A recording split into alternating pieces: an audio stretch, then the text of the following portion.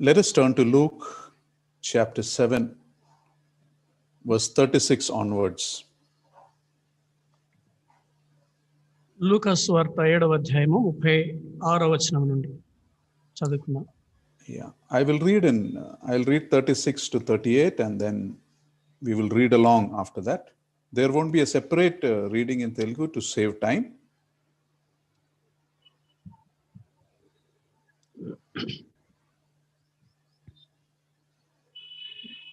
You could hear me, brother?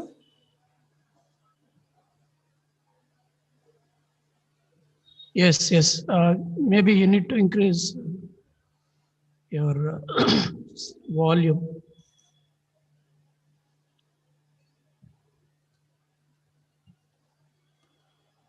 Is my volume not audible? Yes, okay, now it's audible. Okay. I'm reading from Luke chapter 7, verse 36 to 38. Yes. There won't be a separate Telugu reading. Now one of the Pharisees invited the Lord Jesus to have dinner with him. So he went to the Pharisee's house and reclined at the table. When a woman who lived a sinful life in that town learned that the Lord Jesus was eating at the Pharisee's house, she brought an alabaster jar of perfume, and she stood behind him at his feet weeping. As she stood behind him at his feet weeping, she began to wet his feet with her tears. Then she wiped them with her hair, kissed them, and poured perfume on them. Now, we know the story. Simon, a Pharisee named Simon, invites Lord Jesus to a meal. ఈ కథ మనందరికీ తెలిసిందే. సీమోను అనేటువంటి పరిసయ్యుడు యేసు ప్రభువారిని భోజనానికి తన ఇంటికి ఆహ్వానించాడు. Now, why did he invite the Lord to his house? ఎందుకు ఈ పరిసయ్యుడు ప్రభువారిని తన ఇంటికి భోజనానికి ఆహ్వానించాడు? Is it to honor the Lord? ప్రభువుని ఘనపరచడం కోసమా? It does not appear so. అలాగని మనకి అనిపించడం లేదు. Because good manners in those days required the host to have his servant wash the guest's feet. ఎందుకంటే ఎవరైనా మంచి సదుద్దేశంతో ఎవరైనా ఒక వ్యక్తిని ఇంటికి భోజనానికి పిలిపిస్తే ఆ ఇంటి సేవకుడు వచ్చినటువంటి అతిథికి పాదాలు కడగాలి. And then the servant was expected to anoint the visitor's head with oil. ఆ తర్వాత సేవకుడు ఎవరైతే ఉన్నారో అతను వచ్చినటువంటి ఆ యొక్క అతిథి తల మీద నూనె రాయాలి. And the host himself did something special after that. ఆ తర్వాత ఇంటి గల ఆయన ఒక ప్రత్యేకమైనటువంటి పని చేయాలి. He would greet his guest with a kiss on the cheek. ఆ ఇంటి ఆయన వచ్చినటువంటి అతిథిని తన యొక్క చెంప మీద పెట్టుకొని ఆయన్ని ఆహ్వానించాలి. You know, that kiss was a special honor that declared that his guest was his equal and was like one of his family. ఆ ముద్దు పెట్టడం, చెంప మీద ముద్దు పెట్టడం ద్వారా తను ఏం చెప్తున్నారంటే వచ్చినటువంటి వ్యక్తి వాళ్ళకి ఎంతో ఇష్టమైనటువంటి వ్యక్తి, సమానమైనటువంటి వ్యక్తి అని ఒక ప్రత్యేక మా ఇంట్లో ఒకడుగా అన్నట్టుగా భావించేటువంటి ముద్దు అది. And here you see Simon by his action showed that he did not want to treat the Lord Jesus as one of the family or equal to him. అయితే ఇక్కడ సీమోను చేసినటువంటి ఈ యొక్క పని ద్వారా తను యేసు ప్రభువారిని తన ఇంటిలో ఒక వ్యక్తిగా లేకపోతే తనతో సమానమైనటువంటి వ్యక్తిగా భావించాలని ఇష్టపడలేదు. So the question is, why go through all this trouble to invite a new teacher to his home, and invite others and then prepare a meal? Why go through all that? అలాగైతే ఇంత శ్రమ ఎందుకు? ఒక వ్యక్తిని ఎవరో ఒక బోధకుడిని తన ఇంటికి భోజనానికి పిలవడం ఏంటి? తనతో పాటు ఇంతమందిని పిలిచి వాళ్ళందరికీ భోజనాలు చేయడం, ఇంత శ్రమ తీసుకోవడం ఎందుకు? The reason can be, you see, by this time the Lord Jesus had become very popular. He had been preaching for nearly 1 year by now. ఈ కారణం ఏంటంటే బైబిల్ ఏం చెప్తుందంటే యేసు ప్రభువారు అప్పటికే Bible doesn't mention that, but it can be. అప్పటికే యేసు ప్రభువారు 1 సంవత్సరం నుంచి బోధిస్తూ ఉన్నారు. చాలా పేరు ప్రఖ్యాతులు సంపాదించుకున్నారు. He had performed many miracles. అనేకమైనటువంటి అద్భుత కార్యాలు చేశాడు ఆయన. Amazing miracles. He had cast out demons, raised a widow's son from the dead, healed a leper and a paralytic. అనేకమైన అద్భుతమైనటువంటి ఆశ్చర్యకార్యాలు చేశాడు. ఆయన కుష్ఠరోగులను బాగు చేశాడు. ఒక విధవరాలి కుమారుణ్ణి మరణంలో నుంచి లేపాడు. ఇలాగ ఎన్నో గొప్ప కార్యాలు చేశాడు. And because of his popularity, the Pharisees were feeling threatened. ఇలాంటి పేరు ప్రఖ్యాతులు రావడంతో యేసుప్రభు వారికి ఈ పరిసయ్యులకి ఒక విధమైనటువంటి వాళ్ళకి ఒక బెదిరింపులాగా అనిపించింది. We see that they hate him in scripture. వీళ్ళు పరిసయ్యులు ఆయనని ద్వేషిస్తారని మనం లేఖనాల్లో చూస్తాం. Because the Lord didn't flatter them. He ఎందుకంటే was very stern. He said many things that upset them. ఎందుకంటే ప్రభువారు పరిసయ్యుల్ని ఎప్పుడు కూడా వాళ్ళని పొగడలేదు, పొగడతలతోటి వాళ్ళని ముంచెత్తలేదు, ఎప్పుడు కూడా వాళ్ళ మీద చాలా కఠినంగా మాట్లాడుతూ ఉండేవారు. He said many things that challenged their man-made rules. వాళ్ళు మానవ రీత్యా కల్పించినటువంటి నియమాలని సవాలు చేసేటువంటి అనేకమైన మాటలు చెప్పాడు ప్రభు. So the Pharisees in general hated him. కనుక సహజంగానే పరిసయ్యులు ఆయన్ని ద్వేషించేవాళ్ళు. But they had a problem. అయితే ఒక సమస్య కూడా ఉంది. They were not sure how to handle him. ఈయనతో ఎలా వ్యవహరించాలి, ఈయన ఏం చేయాలి అనేది వాళ్ళకి అర్థం కావడం లేదు. They tried ignoring him. That did not work. ఆయన పట్టించుకోకుండా ఉందాం అనుకున్నారు, అది పెద్దగా పనిచేయలేదు. They tried publicly opposing him. That did not work. బహిరంగంగా ఆయన వ్యతిరేకించాలనుకున్నారు, అది కూడా పనిచేయలేదు. They tried trapping him in doctrinal disputes. That did not work. ఆయన ఏదో ఒక విధంగా సిద్ధాంతపరమైనటువంటి వాదోపవాదాలకు దించాలి అనుకున్నారు, అది కూడా పనిచేయలేదు. So hence Simon's objective in inviting the Lord may have been to try and trap the Lord to do something wrong or say something wrong. కనుక ఇక్కడ ఈ సీమోను ప్రభువారిని తన ఇంటికి ఆహ్వానించడం వెనక ఉన్న ఉద్దేశం ఏంటంటే, ఆయన ఇంట్లో ఉన్నప్పుడు ఏదో ఒక విధంగా ఆయన మాటల్లోనో చేతల్లోనో ఏదో ఒక విధంగా ఆయన్ని పట్టుకోవాలి, ఆయన్ని వలలో పడేయాలి అన్నట్టుగా ఆ ఉద్దేశంతోనే పిలిచినట్టుగా అనిపిస్తుంది. You see a lot of that in the media these days, right? One small word, they twist it out of context and make it the headlines. ఈ రోజులో మనం గమనించినట్లయితే వార్తలు పలికినటువంటి మాటల్ని వక్రీకరించి దాన్ని పెద్దగా హెడ్లైన్స్ లో వేయడం మనం చూస్తూ ఉంటాం. You know, sometimes reporters provoke you with questions and then they twist your answer negatively and report it. కొన్నిసార్లు ఈ రిపోర్టర్లు ఎవరైతే ఉన్నారో వాళ్ళు మనల్ని రెచ్చగొట్టే విధంగా మాట్లాడి మనం చెప్పిన దాన్ని వక్రీకరించి వాళ్ళకి ఇష్టం వచ్చినట్టుగా వాళ్ళు రాస్తూ ఉంటారు వార్తలు. So maybe Simon intended to provoke the Lord Jesus to make a rash statement or behave in a wrong way.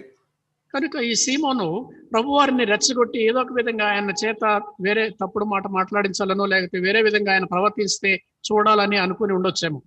Or maybe he was trying to check out how the Lord will react to humiliation. లేకపోతే ఆయన్ని అవమానపరిస్తే ఎలా ప్రతిస్పందిస్తాడో చూడాలనుకున్నాడేమో. So he invites the Lord to a meal and does not treat him well. కనుక ఆయన్ని భోజనానికి పిలిచిన వాడు సరైనటువంటి మర్యాదలు చేయలేదు. They say if you want to check the real maturity level of a person, see how they respond to humiliation and criticism. ఒక వ్యక్తి నిజంగా పరిపక్వత చెందినటువంటి వాడు అనడానికి గుర్తుగా అలాంటి వ్యక్తిని విమర్శించినప్పుడు ఎలా స్పందిస్తాడో దాన్ని బట్టి అర్థమవుతుంది ఆ వ్యక్తి ఎంత ఎదిగినవాడు అని. Does he or she respond with grace and forgiveness, or do they explode and spew venom and bitterness? అలాగే ఎవరైనా విమర్శించినప్పుడు చాలా హుందాగా కృపాసహితంగా ప్రవర్తిస్తాడా, లేకపోతే వాళ్ళ యొక్క ద్వేషాన్ని వెళ్ళగక్కే విధంగా ప్రవర్తిస్తారా? You know, in my own experience, when people have spoken rudely to me, I have mostly not responded well. నా విషయంలో నాకు అలాగా ప్రజలు ప్రవర్తించినప్పుడు నేను చాలా వరకు సరిగా ప్రవర్తించలేదు. You say, even as a believer, there is something very hurting and insulting about being mistreated, that your anger just takes over. మనం విశ్వాసులమైనప్పటికీ కూడా మనల్ని ఎవరైనా సరిగా పట్టించుకోకపోయినా సరిగా చూడకపోయినా సరే మనకు ఒక విధమైనటువంటి కోపభావం కలుగుతుంది, కోపం వస్తుంది. Unless we are very alert to this. మన ఈ విషయంలో చాలా అలర్ట్ గా ఉండకపోతే అలా ఆ విధంగా జరుగుతుంది. I think most of us sitting here, we encountered at least one time or another, you know, we have said things we shouldn't have said. We have behaved in a less gracious manner many times when people look down upon us. ఇక్కడ కూర్చున్నటువంటి మనలో చాలా మంది ప్రజలు మనల్ని ఎప్పుడైనా అవహేళనగా చూసినప్పుడు, తక్కువగా చిన్నచూపు చూసినప్పుడు మనం ప్రతిస్పందించకూడని విధానంలో ప్రతిస్పందించుతాము, లేక అనకూడని మాటలు మనం అని ఉంటాము. So maybe that was Simon the Pharisee's objective with the Lord. కనుక ప్రభువుని ఇంటికి ఆహ్వానించడంలో పరిసైడైనటువంటి సీమోను యొక్క ఉద్దేశం అదే అయి ఉండొచ్చేమో. And maybe it could have worked because the Bible says the Lord was tempted in every way just as we are, yet without sin. అదే విధంగా బైబిల్ చెప్తోంది ప్రభువారు మనవలే ఆయన అన్ని విషయాలలో శోధింపబడినను పాపము లేని వాడుగా ఉన్నాడు అనేటువంటిది మనం చూస్తాం. You see that in Hebrew 4:15. Hebrew 4:15 మాట చూస్తాం. But the Lord, instead of reacting in the wrong way, he was amazingly gracious. అయితే ప్రభువారు తప్పుగా ప్రతిస్పందించడానికి బదులుగా ఆయన ఎంతో ఆశ్చర్యకరమైనటువంటి రీతిలో చాలా హుందాగా ప్రవర్తించాడు. The Lord was not affected at all. ప్రభువారికి ఇది ఏది కూడా ఆయన మీద ప్రభావం చూపలేదు. How could the Lord Jesus overlook this insult by Simon? సీమోను కల్పించినటువంటి ఈ యొక్క హేళన లేకపోతే ఈ యొక్క అవమానాన్ని ప్రభువారు ఎలా తట్టుకోగలిగారు? It's a very valuable lesson for us. చాలా విలువైనటువంటి పాఠం మనం నేర్చుకోవడానికి. The Lord could overlook this because he knew who he was. ఆయన ఎవరైనారో ఆయనకు తెలుసు కాబట్టి ప్రభు దాన్ని పెద్దగా పట్టించుకోలేదు. Who was the Lord Jesus? ఎవరు? యేసు ప్రభు ఎవరండి? He was the Son of God. ఆయన దేవుని కుమారుడు. The Lord had walked on the streets of heaven and had thousands upon thousands of angels at his call and his command. వేలాది దూతలు ఆయన చుట్టూ ఆయన ఆజ్ఞాపిస్తే ఆయనకు సపర్యలు చేయడానికి వచ్చేటువంటి వేలాది దూతల మధ్య ఆయన పరలోకపు వీధుల్లో నడిచి ఉంటాడు. Compared to that, Simon was just a fly on the wall. ఆ విధంగా ఆ పరలోకపు మహిమతో పోలిస్తే ఈ సీమోను అనేటువంటి వాడు గోడ మీద ఒక పురుగు లాంటి వాడు, ఈగ లాంటి వాడు. A speck of dust on your garment. లేకపోతే మన బట్టల మీద పడినటువంటి ఒక దుమ్ము కణం లాంటి వాడు. The Lord didn't need Simon's approval or his acceptance. ప్రభువారికి సీమోను యొక్క ఆమోదమో లేకపోతే అతని అంగీకారమో అక్కర్లేదు. In the same way, as believers, we can rise above cheap and insulting behavior if we remember who we are. అదేవిధంగా మనల్ని ఎవరైనా ఇలాగా అవమానిస్తున్నప్పుడు, హేళన చేస్తున్నప్పుడు మనం ఎవరమో అనేటువంటిది మనకు గుర్తుంటే మనం కూడా అలాగా హుందాగా ప్రవర్తించగలం. We are the children of the living God. Lord Jesus came to die for us. మనము జీవము కలిగిన దేవుని కుమారులము, కుమార్తెలము. యేసుక్రీస్తు ప్రభువారు మన కోసం ప్రాణం పెట్టడానికి వచ్చాడు. And we have an inheritance in heaven that most people on earth will not enjoy. భూమి మీద అనేక మందికి లేనటువంటి భాగ్యాన్ని మనం అనుభవించబోతున్నాం. పరలోకంలో మనకు స్వాస్థ్యం ఉన్నది. Compared to that, the whole world's approval or disapproval means nothing. దానితో పోల్చుకుంటే ఈ లోకం అంతా మనల్ని అంగీకరించకపోయినా, ఆమోదించకపోయినా అది ఎందుకు పనికిరాదు. In this situation, the Lord simply ignored Simon's behavior. That means he didn't even give him any satisfaction. He didn't even say a word about that. ఈ విషయంలో యేసు ప్రభువారు సీమోనుని పూర్తిగా పట్టించుకోలేదు. కనీసం అతని తృప్తి కోసమైనా ఏదైనా ఒక మాట అనాల్సింది, కానీ అది కూడా అనలేదు. You see, in this we realize that the Lord not only came to give us eternal life, but he also came to show us how to live the abundant life on earth. ఈ సందర్భంలో మనం చూస్తే యేసు ప్రభువారు మనకు నిత్య జీవాన్ని ఇవ్వడానికి మాత్రమే కాకుండా ఇలాంటి పరిస్థితుల్లో మనము ఈ యొక్క సమృద్ధి అయిన జీవాన్ని ఎలా జీవించాలో కూడా చూపడానికి వచ్చారు. The more mature we are in the Lord, the less we will speak. మనం ప్రభువునందు ఎంతగా పరిపక్వత చెందుతామో అంతగా తక్కువగా మాట్లాడతాం. The more mature you become, you realize that not everyone is worth your confrontation. మనం ఎంతగా పరిపక్వత చెందితే అంతగా అందరి మాటలు పట్టించుకోవాల్సిన అవసరం లేదని అనిపిస్తుంది మనకు. You realize that your time is valuable, your energy is valuable, and not everybody and everything is worth your time and energy. నీ సమయము, నీ యొక్క ఇవన్నీ కూడా ఎంతో విలువైనవి కాబట్టి ప్రతి ఒక్కరి గురించి పట్టించుకొని సమయం వ్యర్థం చేసుకోవడం వ్యర్థము అనేది నీకు అర్థమవుతుంది. So you don't waste it, especially on people who don't deserve it. అందుకని ప్రత్యేకంగా అసలు దానికి అర్హులు కానటువంటి వారి విషయంలో నీ సమయాన్ని ఏమాత్రం వృధా చేసుకో. So don't get bothered and upset by everything and everyone. Choose your battles well.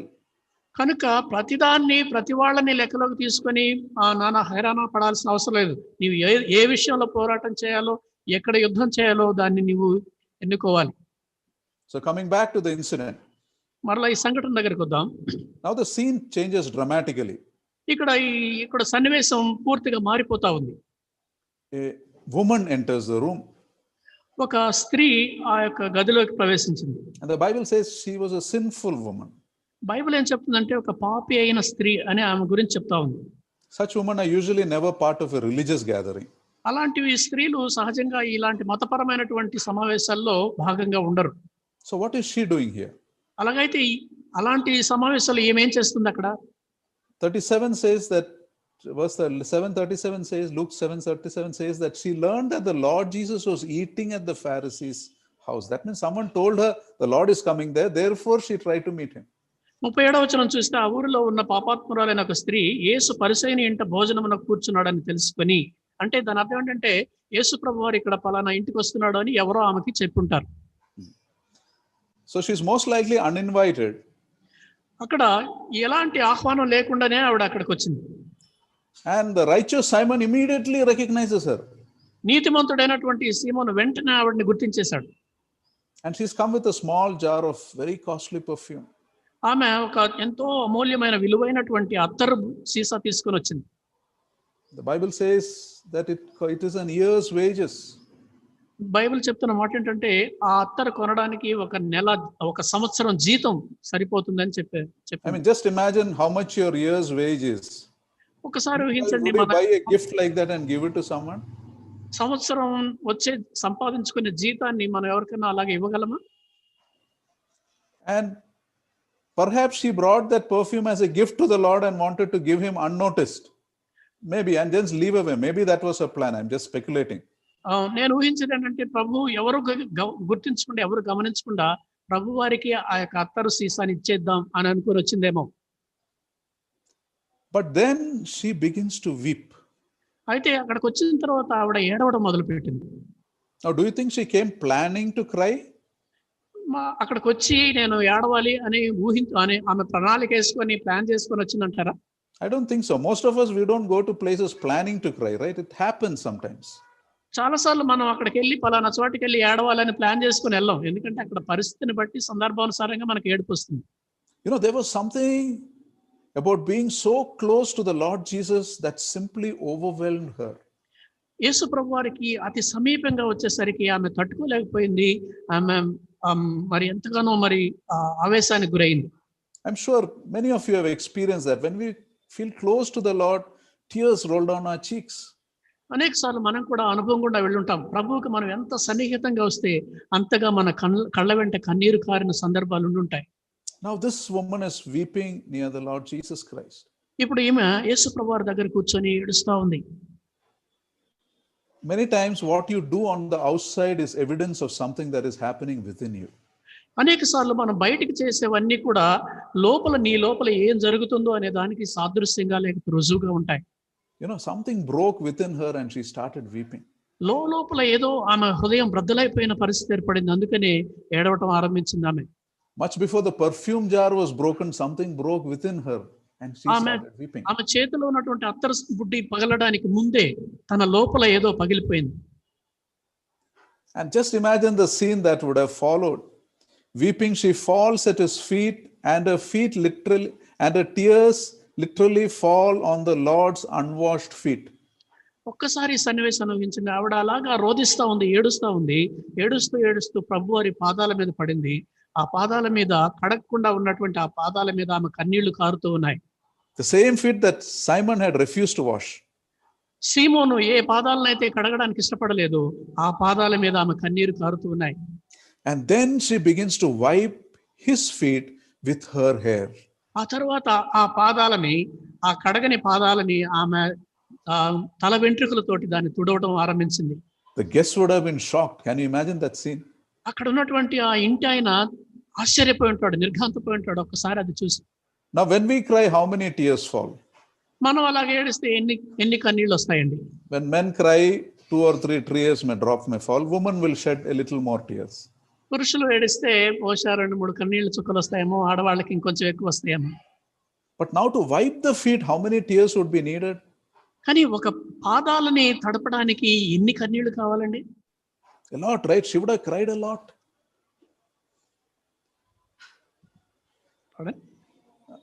She would have cried a lot. That's what it means. దాని అర్థం ఏంటంటే ఆమె విపరీతంగా ఏడ్చుంటుంది. And also from a cleanliness point of view, our feet is one of the most dirty parts of our body because we walk with our feet and that is the part that attracts most dust. ఒక విధంగా మన దేహంలో గమనించినట్లయితే అత్యంత మురికిగా ఉండేటువంటి భాగం ఏదైనా ఉందంటే మన కాళ్ళే. ఎందుకంటే కాళ్ళతో ఎక్కడంటే అక్కడ నడుస్తాం కాబట్టి అక్కడ ఎక్కువ దుమ్ము చేరుతుంది. And in comparison, the hair is one of our most cleanest and beautiful parts. దాంతో పోల్చుకుంటే మన యొక్క తల వెంట్రుకలు అన్నిటికంటే చాలా అందమైనటువంటివి, చాలా శుభ్రంగా ఉండేటువంటివి. Hair is something we make an effort to groom and maintain, at least most of us. మనలో చాలా మంది ఈ జుట్టుని చాలా పోషించుకోవడానికి చాలా చక్కగా రకరకాలుగా ప్రయత్నం చేస్తుంటాం వాటిని మంచిగా ఉంచుకోవడానికి. So by this act, she seems to be saying, Lord Jesus, your least is worthy of my best. దీని అర్థం ఏంటంటే ఈ యొక్క సన్నివేశం ద్వారా ఆమె ఏం చెప్తుందంటే, ప్రభువా నీ శరీరంలో అతి హీనమైంది, తక్కువైంది అని అనుకున్నదే నాకు చాలా ఉత్తమమైంది, ఉన్నతమైంది అని చెప్తా ఉంది. Worthy of my best.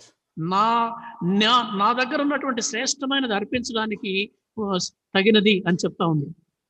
Now there is a teaching in this also. Even for the smallest things of God, we have to practice giving our best. ఇక్కడ మనకు ఒక పాఠం ఏంటంటే, దేవునికి సంబంధించినటువంటి అతి చిన్న విషయాల్లో కూడా మన దగ్గర ఉన్నటువంటి అతి శ్రేష్టమైనది ఇవ్వడం మనం నేర్చుకోవాలి. You know, many times we give our best to our studies or our jobs or our children, and we give the leftovers of our life to the Lord. అనేక సార్లు మనకు దగ్గర ఉన్నటువంటి శ్రేష్టమైనటువంటి సమయాన్ని, మన శ్రేష్టమైనటువంటి వనరుల్ని మనం చదువుల కోసము, మన ఉద్యోగాల కోసం, మన పిల్లల కోసము లేక రకరకాలుగా ఇచ్చి మిగిలిపోయినవి దేవునికి ఇవ్వడానికి ప్రయత్నం చేస్తాం. Coming back to the incident, she doesn't stop there. After wiping his feet with her hair, she does something even more shocking. ఆమె ఆ విధంగా ఏడుస్తూ తన కన్నీళ్లతో ఆయన పాదాలు కడిగి ఆమె తల వెంట్రుకలతో తుడిచిన తర్వాత ఇంకా మరి ఆశ్చర్యపరిచేటువంటి ఒక కార్యం చేసింది. She kisses the Lord's feet. ఆమె ప్రభు పాదాలను ముద్దు పెట్టుకుంది. And then she pours the perfume from her jar into the feet and into his feet, and the aroma fills the room. ఆ తర్వాత ఆమె పాదాలను ముద్దు పెట్టుకుని ఆమె చేతిలో ఉన్నటువంటి అత్తరు బుడ్డి పగలగొట్టి ఆ అత్తరంతా కూడా ఆయన పాదాల మీద పోసింది. అప్పుడు ఆ గజంతా కూడా పరిమళం వ్యాపించింది. Suddenly she doesn't care who's watching her or who's not watching her. అకస్మాత్తుగా ఆమెకి ఎవడు నన్ను చూస్తున్నాడు, ఎవరు పట్టించుకుంటున్నారో అనేది తనకి ఏమాత్రం పట్టింపుగా లేదు. You see, there is something about true love that makes you so bold for the Lord that you're not ashamed anymore. దేవుని కోసం ధైర్యంగా ఉండడానికి, నిజమైనటువంటి ప్రేమను చూపించడానికి, ఎవరు ఏమనుకున్నా పర్వాలేదు అనుకునేటువంటి నిజమైన ప్రేమ ఇక్కడ కనపడతా ఉంది. You know, most of us, I include myself when I say this, we are very self-conscious about our Christianity, always concerned about what others are thinking, what others are they looking at us. మనలో చాలా మంది, నాతో పాటుగా నేను కూడా చెప్తున్నాను, మనం ఏదైనా చేసేటప్పుడు ఎదుటి వాళ్ళు ఏమనుకుంటారో, వాళ్ళు ఏమనుకుంటున్నారో, చూసే వాళ్ళు ఏమనుకుంటారో అనేటువంటి ఆ యొక్క కాన్షియస్నెస్ తోటి మనం క్రైస్తవ జీవితాన్ని జీవిస్తుంటాం. You know, we have to learn from this woman. She loved the Lord so much that she didn't care what the others thought. ఈమె గురించి మనం ఒక విషయం నేర్చుకోవాలి. ఆమె ప్రభుని ఎంతగా ప్రేమించిందంటే ఎవరు ఏమనుకున్నా నాకు అక్కర్లేదు, పర్వాలేదు అనుకుంది. You see, when you're in love with someone, you're in a world of your own. You may be in a crowded street, but you don't care what other people think.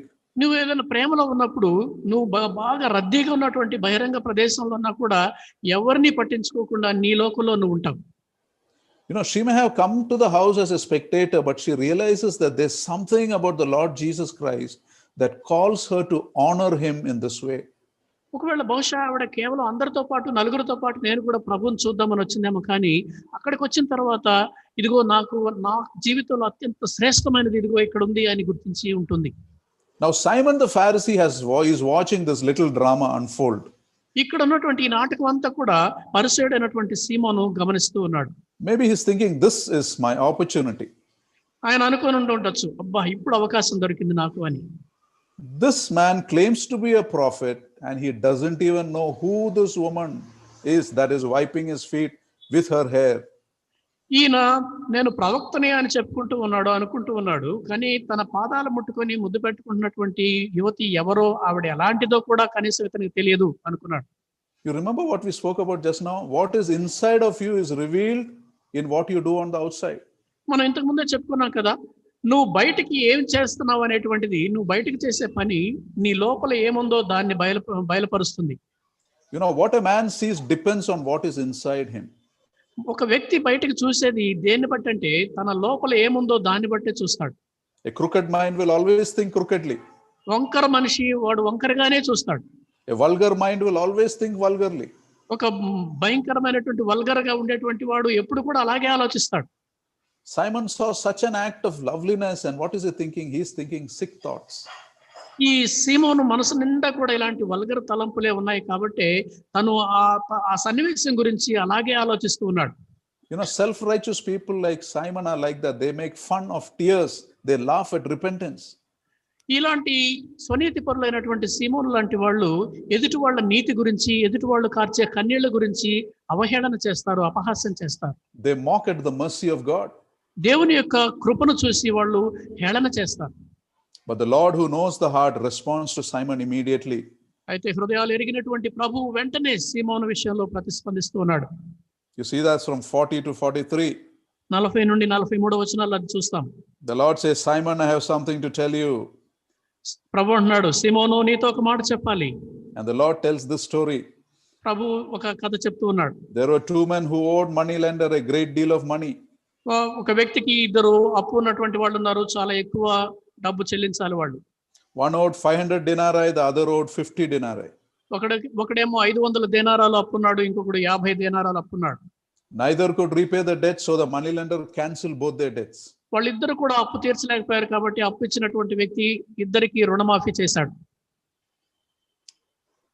And then he asked Simon, Simon, who will love the money lender more? అప్పుడు సీమోన్ ఒక ప్రశ్న అడిగాడు. సీమోను, ఈ ఇద్దరిలో ఎవరు ఎక్కువగా ఈ యొక్క యజమానిని డబ్బులు ఇచ్చినటువంటి వారిని ప్రేమిస్తారు చెప్పు అన్నాడు. Simon responded, I suppose the one who owed most, love most. Simon చెప్పాడు, ఎక్కువగా ఎవడైతే అప్పున్నాడో వాడే ఎక్కువగా ప్రేమిస్తాడు అని చెప్పాడు.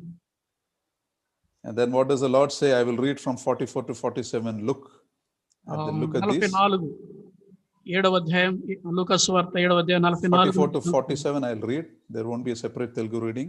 Yes. Do you see this woman? I came into your house. You did not give me any water for my feet, but she wet my feet with her tears and wiped them with her hair. You did not give me a kiss, but this woman from the time I entered has not stopped kissing my feet.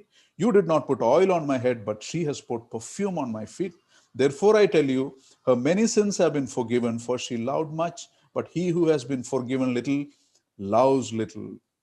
See, that's what Simon revealed in his heart. What is inside of you is seen in the things you do outside, right? Simon revealed that when he refused to kiss the Lord Jesus.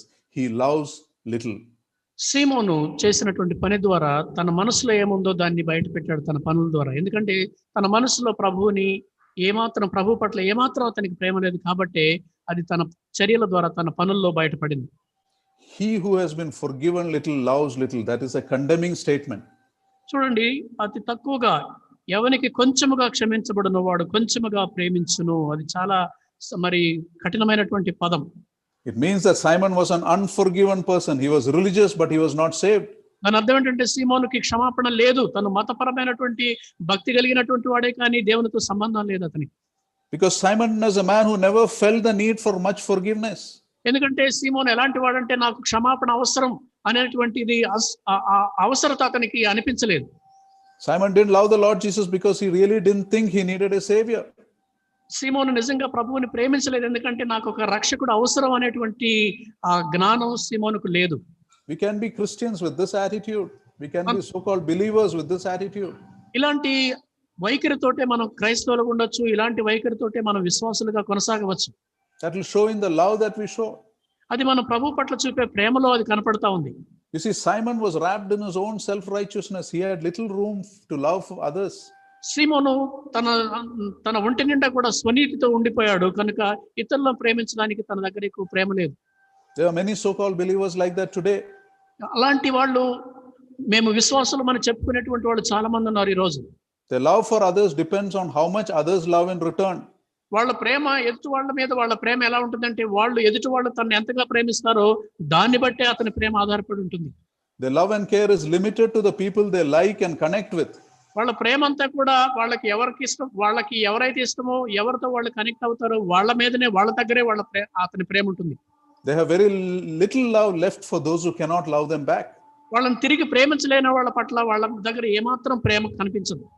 They have no love for those who hurt them or make them feel uncomfortable. They're very conditional. They're very selective in their love. వాళ్ళని బాధ పెట్టేవాళ్ళు, వాళ్ళని గాయపరిచే వాళ్ళ దగ్గర అసలు ప్రేమే ఉండదు. వాళ్ళు ఎందుకంటే వాళ్ళ ప్రేమ అంతా కూడా ఎవరిని ప్రేమించాలో ముందుగానే నిర్ణయించుకొని ప్రేమిస్తూ ఉంటారు వాళ్ళు. In other words, they love those whom they like to love. They don't love those whom God wants them to love. దాని అర్థం ఏంటంటే వాళ్ళు ఎవరిని ప్రేమించాలనుకుంటారో వాళ్ళనే ప్రేమిస్తారు, ఎవరిని ప్రేమించాలని ఇష్టపడితే వాళ్ళనే ప్రేమిస్తారు. And they don't think it is a sin. అది ఒక పాపం అని కూడా వాళ్ళు అనుకోరు. Now, why do believers so-called speak unrudely to their spouses? అలాగైతే విశ్వాసులు అని చెప్పుకునేటువంటి వాళ్ళు తమ భార్యల విషయంలో, భర్తల విషయంలో ఎందుకు అంత మొరటుగా ప్రవర్తిస్తున్నారు?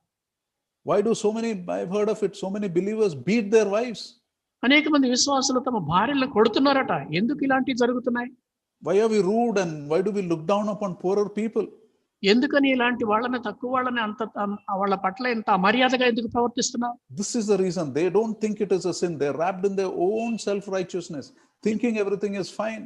ఎందుకంటే ఇది వాళ్ళకి పాపంగా అనిపించదు. వాళ్ళు స్వనీతితో నిండిపోయారు కాబట్టి నేను ఏది చేసినా పర్వాలేదు అనుకుంటూ ఉంటారు. To such people, the Lord Jesus says in Revelation 3:17, he says, you say you are rich, I have acquired wealth and you don't need a thing, but you do not realize that you are wretched, pitiful, poor, blind and naked. అయితే నీవు దౌర్భాగ్యుడవు, దిక్కుమాలిన వాడవు, దరిద్రుడవును, గుడ్డివాడవును, దిగంబరుడైనావని ఎరుగక నేను ధనవంతుడను, ధనవృద్ధి చేసుకున్నాను, నాకేమీ పదవులేదని చెప్పుచున్నావు అంటాడు ప్రకటన గ్రంథం 3వ అధ్యాయంలో. You see, the church in Laodicea was a self-righteous church. లవొదికయలో ఉన్నటువంటి సంఘము స్వనీతితో నిండినటువంటి సంఘం. Maybe I look good on the outside. బయటికి వాళ్ళు చాలా బాగా కనిపించుండొచ్చేమో. Never mistake a sanitized life for a holy life. ఎప్పుడు కూడా బాగా కడుక్కున్నటువంటి జీవితం, లేకపోతే పవిత్రంగా అనిపించినటువంటి జీవితం అంతా కూడా పరిశుద్ధమైంది అని అనుకోవద్దు. Because of COVID, we know how a sanitizer works, right? It cleans on the outside. మనకి కోవిడ్ పుణ్యం అని శానిటైజేషన్ అంటే ఏంటో అర్థమైంది. పైకి బయట అన్ని కూడా శుభ్రంగా కడిగేసుకుంటాం మనం. You see, a sanitized life is the one that looks respectable on the outside, but the inside has not changed. ఇలాగ శానిటైజ్ చేసుకుని పైకి కడుక్కున్నటువంటి జీవితం పైకి బయటికి చాలా గౌరవనీయంగా కనబడుతుంది, కానీ లోపలంతా కూడా వేరుగా ఉంటుంది. And that inside can be easily seen by the people who are close to you. అలాంటి లోపల నువ్వు ఏమై ఉన్నావో, పైకి ఎంత బాగున్నా లోపల ఎంత మురిగ్గా ఉన్నావు అనేది నిన్ను దగ్గరగా చూసే వాళ్ళకి అర్థమవుతుంది. But a holy life is a life that is changed from the inside. అయితే పరిశుద్ధమైనటువంటి జీవితం లోపల నుంచి మారినటువంటి జీవితం అది. The one that, when one submits to the commands of God, that life inside will reflect on the outside. దేవుని ఆజ్ఞలకు మనం విధేయత చూపిస్తున్నప్పుడు నీ లోపల ఏమై ఉన్నావో అది బయటికి కనిపిస్తూ ఉంటుంది. And it comes out as a very consistent and lovely life, same for everyone to see. అదంతా కూడా చాలా సురక్షితంగా, చూడడానికి ఎంతో ఆహ్లాదకరంగా ఉండేటువంటి జీవితంగా కనిపిస్తూ ఉంటుంది. You see, many people, they think they are saved because they come to church regularly, or they have knowledge of God's word, or even because they think they preach God's word. అనేక మంది మేము గుడికి వస్తున్నాం కాబట్టి, లేకపోతే దేవుని వాక్యం మాకు తెలుసు కాబట్టి, లేకపోతే దేవుని వాక్యం మేము బోధిస్తున్నాం అని కూడా అనుకుంటూ చాలా మంది మేము క్రైస్తవులము, విశ్వాసులు అనుకుంటారు. Many people think they are saved because they became emotional and raised their hand in some youth camp or meeting. అనేక మంది మేము ఏదో ఒక క్యాంపులో, యూత్ మీటింగ్లోనో, క్యాంపులోనో ఆవేశంతో చేతులు ఎత్తాం కాబట్టి మేము రక్షణ పొందామని అనుకుంటారు. Paul Washer says like this. Paul Washer అనేటువంటి ఆయన ఈ విధంగా చెప్తా ఉన్నాడు. He says many people are believing they will go to heaven because in some camp or meeting many years back they prayed a prayer and asked the Lord Jesus to come into their hearts. అనేక మంది మేము పరలోకం వెళ్తామని ఎందుకు అనుకుంటారంటే, ఎప్పుడో చాలా సంవత్సరాల క్రితం ఒక ప్రార్థన చేసి ప్రభువా మా హృదయంలోకి రా అని ప్రార్థన చేశాం అని అనుకున్న దాన్ని బట్టే వెళ్తాం అనుకుంటారు. And then they go on living their lives in their own way, in sinful manners, and then they think they are safe and on their way to heaven because they made that prayer. ఒక రోజున ఎప్పుడో ఆ రోజున ప్రార్థన చేశాం కాబట్టి ఇక మేము పరలోకం మేము గ్యారెంటీగా వెళ్తాం అనుకుంటూ ఈ లోకంలో ఎప్పటిలాగానే పాపపు ఇష్టమైనటువంటి పాపపు జీవితం జీవిస్తూ కొనసాగుతూ ఉంటారు. Paul Washer says more people have gone to hell because of that prayer than all the liquor bars in US put together. Paul Washer ఏమంటాడంటే, అమెరికా దేశంలో ఉన్నటువంటి ఈ మద్యం దుకాణాలన్నిటినీ, లిక్కర్ షాపులు అన్నిటినీ కలిపినా కూడా ఇలాంటి ప్రార్థన చేసి తప్పుడు జీవితం, పాప జీవితంలో కొనసాగే వాళ్ళే ఎక్కువగా నరకానికి పోతారు, మందు షాపుల దగ్గరికి వెళ్లే వాళ్ళ కంటే కూడా. James 2:19 says even demons have knowledge about God and they shudder. యాకోబు పత్రిక 2:19లో దయ్యములు కూడా దేవుని గురించి తెలుసు, అవి వణుకుతాయి అని చెప్తా ఉన్నాడు. Shuddering is an emotion. షడ్డరింగ్ అంటే వణకటం అంటే అది ఒక భావోద్రేకం. You see, belief or knowledge or even getting emotional is not the proof of our salvation. ఇలాగ నమ్మడము లేకపోతే ఆవేశపడడము లేకపోతే ఇలాంటి అనుభూతి చెందడం అనేటువంటిది మన రక్షణకు రుజువు కాదు. Then what is the proof? అలాగైతే రక్షణ పొందామనడానికి రుజువేంటి? Your love for God is the proof. దేవుని పట్ల నీకున్న ప్రేమే రుజువు. Those who have been forgiven much will love much. ఎక్కువగా క్షమించబడినటువంటి వాడు ఎక్కువగా ప్రేమిస్తాడు. The way the sinful woman behaved is the proof of her belief. ఆ పాపాత్మురాలైనటువంటి స్త్రీ ప్రవర్తించిన విధానమే ఆమె యొక్క విశ్వాసానికి గుర్తుగా కనిపిస్తా ఉంది. You know, she spent a year's wages. The Bible does not say she was a rich woman. Bible ఆమె ఏదో ధనవంతురాలని చెప్పడం లేదు. 1 సంవత్సరం జీతం అంతా కూడా ఆమె పోగు చేసుకుంది. She may have been careful in spending in other things, but she was lavish in spending to God. వేరే విషయాల్లో చాలా శ్రద్ధగా చాలా జాగ్రత్తగా ఖర్చు పెట్టి ఉంటుందేమో, కానీ ప్రభు విషయంలో ఆమె చాలా విస్తారంగా ఖర్చు పెట్టింది. You see, her love was a love that was not ashamed. Her love was a love that did not count the cost. ఆ ప్రేమ, ఆమె చూపించినటువంటి ప్రేమ ఏమాత్రం సిగ్గుపడేటువంటి ప్రేమ కాదు, లెక్కలు చూసుకునేటువంటి ప్రేమ కూడా కాదు. It was a love that did the unexpected and the surprising. ఊహించలేనటువంటిది, ఆశ్చర్యం కొలిపేటువంటిది చేసినటువంటి ప్రేమ. And someone said it was an act of love. Maybe for once the Lord was not the giver, he was the receiver. ఇది ఇలాంటి ఈ చర్యను కనుక ఒక ఆయన ఏమంటాడంటే, ఇది మొట్టమొదటిసారి దేవుడు లేక ప్రభువు వారు ఎప్పుడు కూడా ఇచ్చేటువంటి ప్రభువు, ఆ రోజు పుచ్చుకున్నటువంటి ప్రభువుగా కనపడతాడు ఈ సన్నివేశంలో. And here the Lord is telling Simon, Simon, you saw love as you have never seen in your life before. సిమోను, సిమోను, నీ జీవితంలో ప్రేమ అంటే ఏంటో నువ్వు ఇంతవరకు నీ జీవితంలో చూడనటువంటి సన్నివేశాన్ని ఇప్పుడు చూసావు. Simon, have you ever done something like this to anyone in your life? సిమోను, నీ జీవితంలో ఎప్పుడైనా ఏనాడైనా ఎవరికైనా ఇలాంటి పని చేసావా నువ్వు? Someone said the love in her heart was like a waterfall, overflowing and abundant. ఒక ఆయన ఏమన్నాడంటే, ఆమె హృదయంలో పెళ్ళబుగుతున్నటువంటి ఆ ప్రేమ ఒక పైనుంచి కిందకి జారుతున్నటువంటి జలపాతం లాంటిది ఆ ప్రేమ అని చెప్పాడు. Overflowing and abundant. సమృద్ధిగా పొంగి పొరలేటువంటి ప్రేమ. And Simon's heart was like that of a desert, dry, parched and hard. సీమోను హృదయం ఎలా ఉందంటే ఒక ఎండి పెళుసుబారిపోయినటువంటి ఎడారిలాగా కనిపిస్తా ఉంది. That's very surprising, right? Who was Simon? A Pharisee. అది చాలా ఆశ్చర్యం. ఎందుకంటే సీమోను ఎవరంటే ఒక పరిసయుడు, separated for the things of God. దేవుని పనుల కోసం ప్రత్యేకించబడినటువంటి వాడు. In today's context, he was a church goer, he was a pastor, he was a preacher, he was an authority on God's word. ఈ రోజు భాషలో చెప్పాలంటే అతను గుడికి వెళ్ళేటువంటి వాడు, వాక్యం బోధించేటువంటి వాడు, పాస్టర్గా ఉన్నటువంటి వాడు, దేవుని వాక్యంలో అధికారం కలిగినటువంటి వాడు. And who was she? ఆవిడెవరు మరి? She was one of the scum of the road. లోకంలో ఏమాత్రం పనికి రానటువంటి నీచమైనటువంటి వ్యక్తిగా కనపడతా ఉంది. Compared to Simon, she knew nothing about God's word. సీమోనుతో పోలిస్తే ఆవిడకి దేవుని వాక్యం గురించి ఏమీ తెలియదు. But she had something far more valuable. A love for God that was lavish. A love for the Lord that was lavish. ఎంతో విపరీతమైనటువంటి విస్తారంగా కనిపించినటువంటి ప్రభు పట్ల ప్రేమ ఆమెలో కనిపెడతా ఉంది. You know, we are in one of these two places. We are either a waterfall, we can be a waterfall, or we can be a desert for the Lord. మనం ఈ రెండిట్లో ఏదో ఒక దానికి చెంది ఉండాలి. అయితే మనం ఆ జలపాతం లాగానే ఉండాలి, లేకపోతే ఎండిన ఎడారిలాగానే ఉండాలి.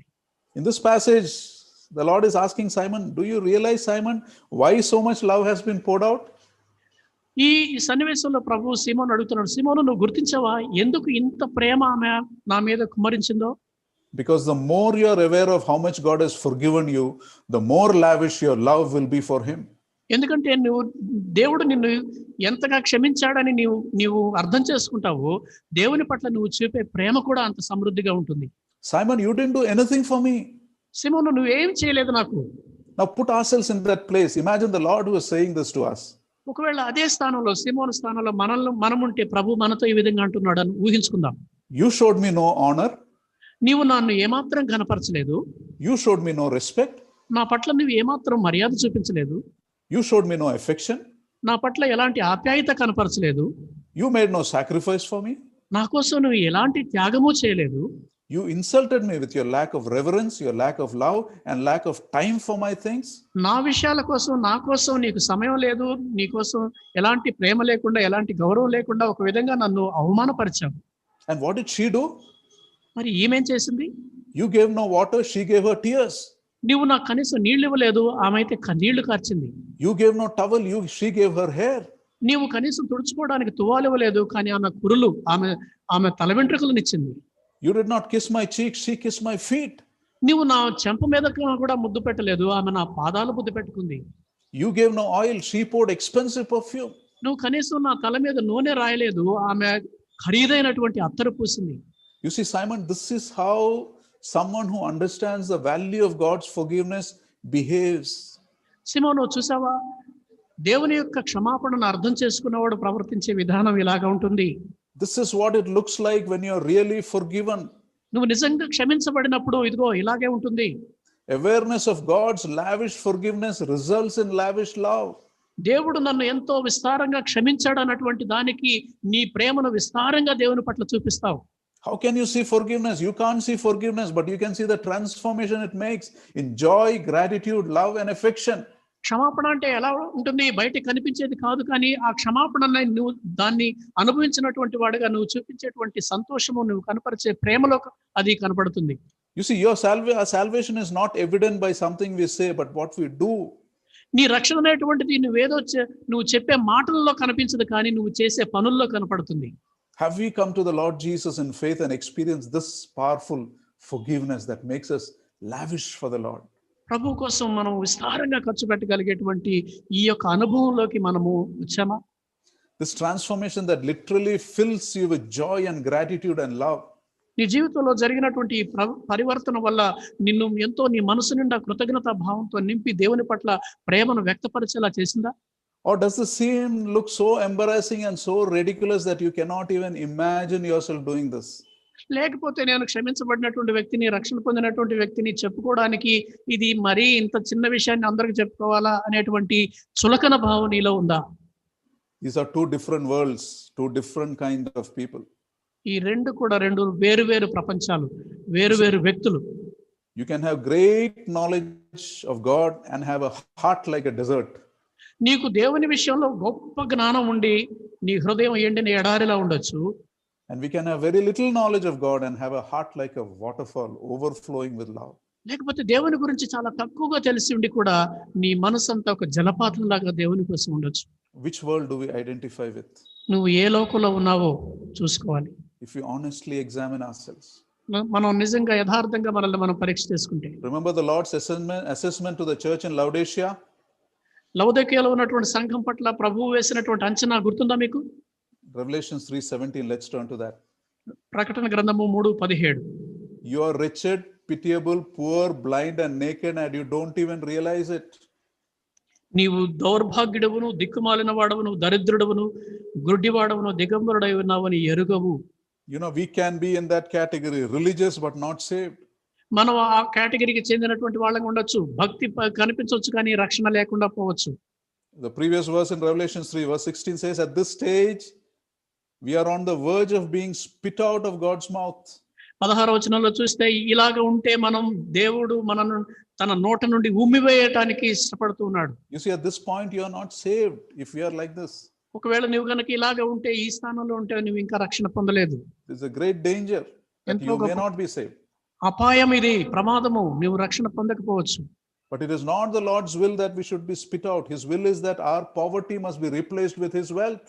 అయితే మనం దేవుని నోట నుండి ఆయన ఉమ్మివేయాలనే ఉద్దేశం కాదు, కానీ ఆయన యొక్క పేదరికం మనకు సమృద్ధిగా సంపద కావాలని దేవుడు కోరుతూ ఉన్నాడు. Our poverty must be replaced with His wealth. మన యొక్క పేదరికము ఆయన యొక్క ధనంతో రీప్లేస్ చేయడానికి ఇష్టపడుతూ ఉన్నాడు. That's why he says in verse 18, Revelation 3, I counsel you to buy from me gold refined in fire so that you can become rich, and white clothes to wear so that you can cover your shameful nakedness, and salve to put on your eyes so that you can see. అందుకని 18వ వచనంలో చెప్తున్నాడు, నీవు ధన వృద్ధి చేసుకున్నట్లు అగ్నిలో పుటము వేయబడిన బంగారమును, నీ దిశముల సిగ్గు కనబడినట్లు ధరించుకున్నట్టు తెల్లని వస్త్రములను, నీకు దృష్టి కలుగునట్లు నీ కనులకు కాటుకను నా యొద్ద కొనుమని నీకు బుద్ధి చెప్పుచున్నాను అంటున్నాడు. Now from this verse we can ask a question. ఈ వచనంలో నుండి మనం ఒక ప్రశ్న అడగొచ్చు. How do you buy gold when you are poor? Because the Lord just said that you are poor, right? ఇప్పుడు ప్రభు అంతకు ముందు వచనంలోనే నువ్వు దరిద్రుడు అని అన్నాడు, దౌర్భాగ్యుడు అన్నాడు. అలాగైతే ఒక దరిద్రుడు, పేదవాడు బంగారం ఎలా కొనుక్కుంటాడు? When you're poor, you're looking for your daily food. You don't think of gold, right? నువ్వు పేదవాడు అయినప్పుడు ఆ రోజువారీ అనుదిన ఆహారం కోసమే చూస్తావు తప్ప బంగారాన్ని కొనుక్కుందామా అని నేను అనుకో. And not only are you poor, you're also blind, the Lord says. నువ్వు దరిద్రుడివే కాదు, గుడ్డివాడవు కూడా అని చెప్తున్నాడు. Now, if you're blind, you can't work also. You can't even earn money. నువ్వు గుడ్డివాడు అయితే కనీసం పని కూడా చేయలేవు, డబ్బు కూడా సంపాదించలేవు. It's even worse condition than being only poor. నువ్వు దరిద్రుడిగా ఉండడం కంటే ఇంకా భయంకరమైంది గుడ్డివాడిగా ఉండడం. And now not only are we poor and blind, you are also naked, that verse says. ఆ తర్వాత నువ్వు దరిద్రుడవు దిక్కుమాలిన వాడవు మాత్రమే కాదు గాని దిగంబరుడవై ఉన్నావు. That means you can't even go out of your house. దాని అర్థం ఏంటంటే ఇంట్లో నుంచి బయటికి అడుగు పెట్టలేవు. So what do? మరి ఏం చేస్తావు? The answer is you don't go out of your house. You open the door and let the Lord in. That's what verse 20 says. 20వ వచనం చూస్తే నువ్వు ఇంట్లో నుంచి బయటికి వెళ్ళాల్సిన పని లేదు, నువ్వు ఉన్న చోటనే నీ ఇంటి తలుపు తీ అని చెప్తున్నాడు. Behold, I stand at the door and knock. If anyone hears my voice and opens the door, I will come in to him and eat with him and he with me. 20వ వచనం, నేను తలుపు వద్ద నిలుచుండి తట్టుచున్నాను, ఎవడైనా నా స్వరము విని తలుపు తీసిన యెడల నేను అతని యొద్దకు వచ్చి అతనితో నేను నాతో కూడా అతడును భోజనం చేయదుము అంటున్నాడు. Now this verse is many times applied to unbelievers or non-Christians, asking them to open the doors of their heart for the Lord. ఈ వచనం చదివినప్పుడు అనేక సార్లు అవిశ్వాసులకు, దేవుని నమ్మనటువంటి వాళ్లకు వాళ్ళ యొక్క హృదయాన్ని తెరవమని మనం సువార్త ప్రకటిస్తూ ఉంటాం. But that is not the meaning in this particular context. అయితే ఈ సందర్భంలో అది కాదు దాని అర్థం. This verse is addressed to lukewarm Christians who think they are self-righteous and self-sufficient and who think they are on their way to heaven. ఈ వచనము ఇక్కడ చెప్తున్నది ఏంటంటే, నిలువెచ్చని స్థితిలో ఉన్నటువంటి వాళ్ళు, మేము స్వనీతి పరులం మేము పరలోకానికి వెళ్లే మార్గంలో ఉన్నాం అనుకుంటున్నటువంటి వాళ్ళని ఉద్దేశించి చెప్పబడినటువంటి వచనం ఇది. This is for people who keep the Lord Jesus at the door and won't let him inside. ఇది ఎవరి కోసం అంటే యేసు ప్రభువారిని తలుపు దగ్గరే ఉంచి ఆయన లోనికి రానివ్వనటువంటి వాళ్ళ కోసం. They behave in the way we behave with a door-to-door salesman. మనం ఆ ఇల్లు తిరిగి ఆ వస్తువులు అమ్ముకునేటువంటి సేల్స్ మ్యాన్ లాగా ప్రవర్తిస్తుంటాం. How we behave to them, like that we behave with the Lord. వాళ్ళు ఎవరైనా మన ఇంటికి వచ్చి ఇదిగో ఫలానా వస్తువు అమ్ముతున్నాం అని అంటే వాళ్ళ పట్ల ఎలా ప్రవర్తిస్తామో అలాగా మనం ప్రభువుని చూస్తూ ఉంటాం. Now when a door-to-door salesman come, you want to buy something, you buy. You don't allow him and see all your rooms, right? You just buy and send him off. ఎవరైనా వచ్చి మీ ఇంటికి ఏదైనా వస్తువు అమ్మడానికి వస్తే బయటనే నిలబెట్టి నీకు కావాల్సిన వస్తువు కొనుక్కుంటావే తప్ప రండి అయ్యా మా ఇంట్లోకి వచ్చి చూడండి, అన్ని గదులు చూడండి అని అతన్ని ఇంట్లోకి తీసుకురాం. We can be like that. We don't want the Lord to come into the deep places of our lives. ఆ విధంగా ప్రభు పట్ల కూడా మనం ప్రవర్తిస్తాం. మన జీవితంలోని లోతైన ప్రదేశాల్లోకి ప్రభువుని రానివ్వకుండా ఉంటాం.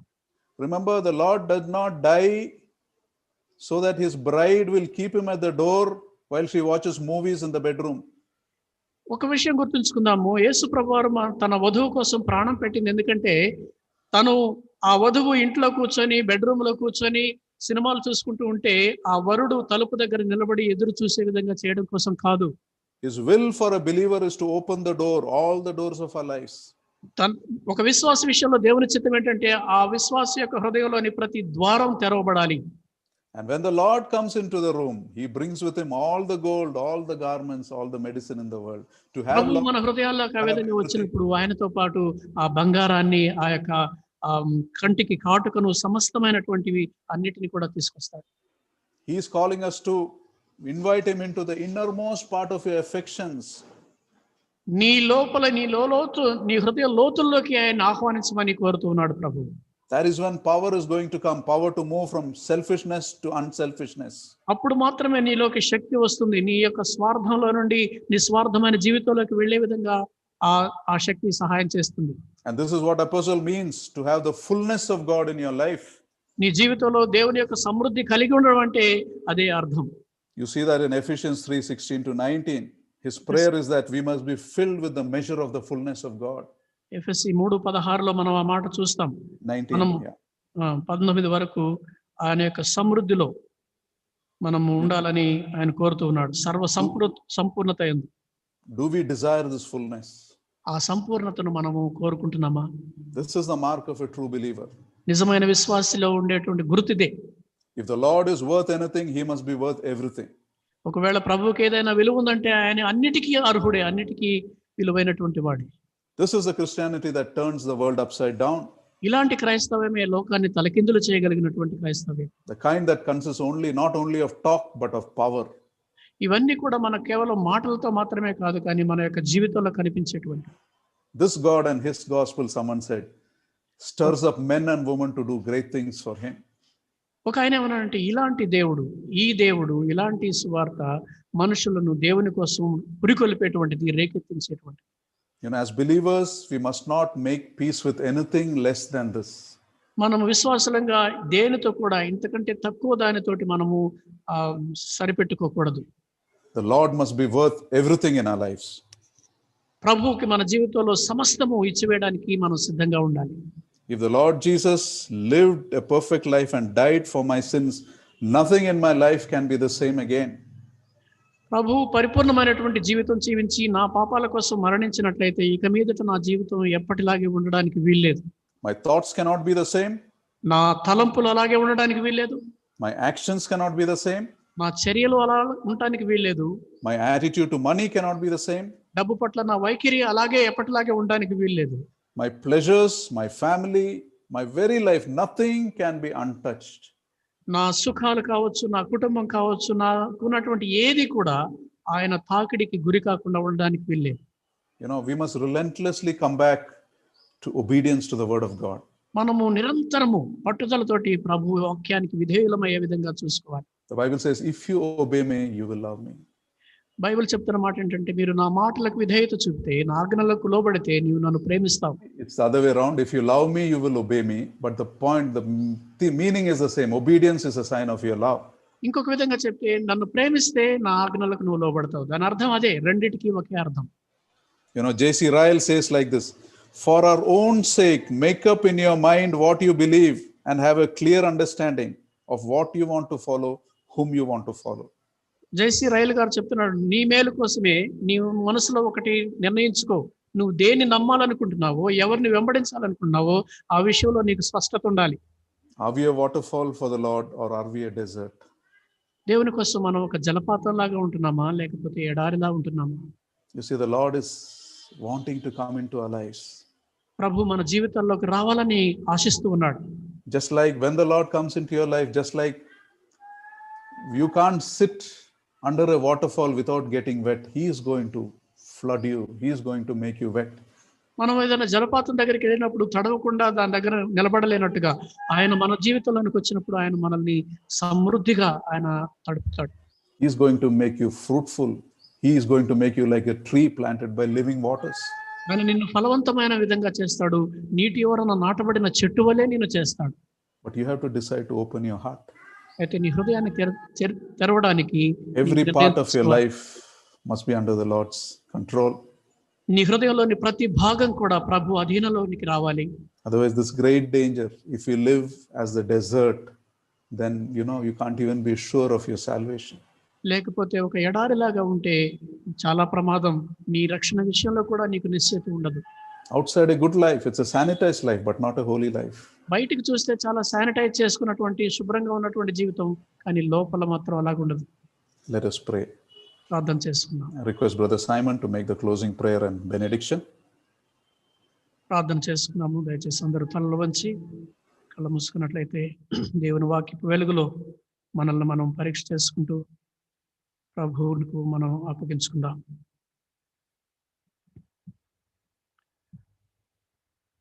మన జీవితాలు ఎలా ఉన్నాయి దేవుని కోసం? దేవుని పట్ల మన ప్రేమ ఎంత మోతాదులో ఉంది? మనం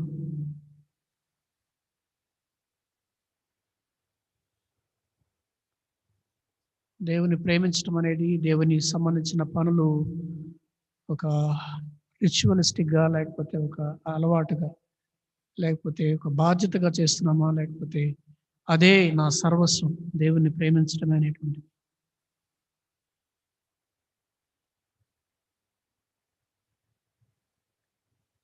ప్రేమగల మా తండ్రి, దయగల ప్రభువా, మరొకసారి మీ నామాన్ని స్తుతించి ఆరాధిస్తున్నాం. మా తండ్రి, మా గమనానికి తీసుకొచ్చిన వాక్య భాగాన్ని బట్టి మీకు వందనాలు చెల్లిస్తున్నాం. లోకం దృష్టిలో పాపాత్మురాలైనటువంటి ఒక స్త్రీని పరిశుద్ధుడు, స్వనీతి పరుడు అనుకున్నటువంటి ఒక పరిసేయుడిని మా గమనానికి తీసుకొచ్చారు.